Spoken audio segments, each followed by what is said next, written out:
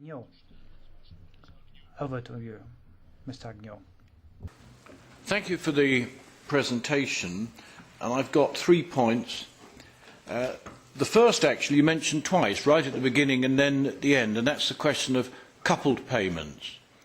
And I wondered if you could tell me how much these could be increased before we get a challenge from the WTO, because the whole purpose of that last round of talks was to take support away from commodities and simply give it to farmers.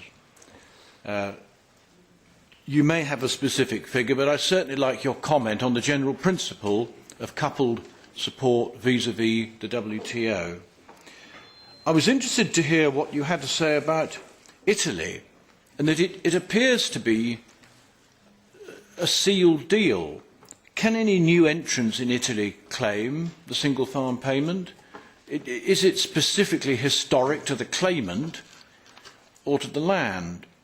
And if the land is divided up because somebody dies or wants to get out of agriculture, what happens then? Your country is Italy, so perhaps you could tell me just for my own information.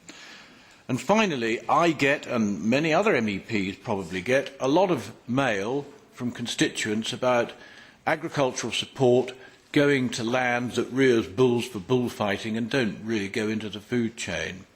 And I would have thought perhaps there was an opportunity to have done something about that, and maybe you can comment on that.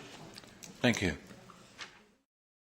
We should also lay stress on stimulating productivity, because, like Mr. Agnew said, it's very important not necessarily to finance people who raise bulls for fighting, but to actually stimulate production.